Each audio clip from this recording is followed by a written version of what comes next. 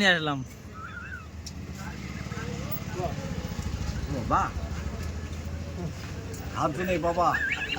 এই আঙুরটা প্রচুর টক। আমি এখন 2-3 জনকে খাওয়াবো, যদি খাই তাহলে দেখি কেউ খাইতে পারে কি। এই যে চলে এসছে এক জায়গায়। ভাই আপনার জন্য ফুরন, আপনার জন্য ফুরন, খান খান। আঙ্গুর টক আমি খাবো না, হ্যাঁ বিখ্যাত টক হবে এটা খেয়ে থাকেন না? দেখছি ভাই, যে টক চেহারা দেখি বোঝা গেছে তুই এত মিষ্টি ফল নিয়ে এসে তুই এত সুন্দর করে আপ্যায়ন করছিস। তো আপনারা দেখলেন একজন ফেলে মেরেছে, আমি আরেকজনের কাছে এসেছি। এখানে আঙুর খান খান। ধুয়ে নিচ্ছি, খান।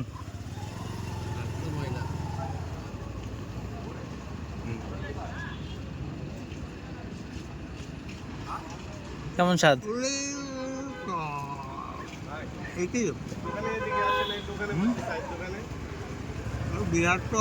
আমরা আরেক জায়গায় যাবো।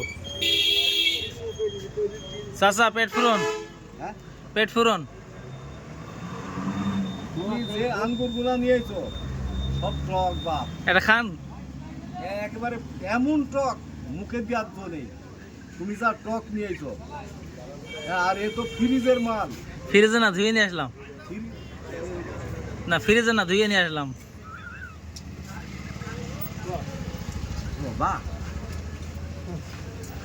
বাবা তো এবার চলে এসছে আরেক জায়গায়, দেখেন, দেখতে থাকেন ভিডিওটা। মঙ্গল ভাই আঙুর খান। আটি না, আটি তাই খান। একটাই কি ধুয়ে নিয়ে আসলাম আমি। হ্যাঁ খেয়ে দেখেন, মানে স্বাদটা কেমন সেটা বলবেন।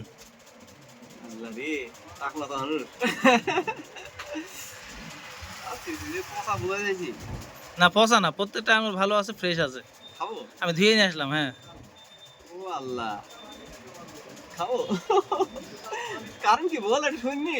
খান না, আল্লাহ রে, আর খারাপ না, ভালো হইলো। স্বাদটা বলবেন আপনি, স্বাদ কার কাছে আল্লাহ কি জানিস না।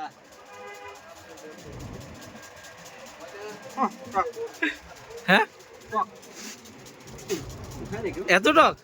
খাবো না।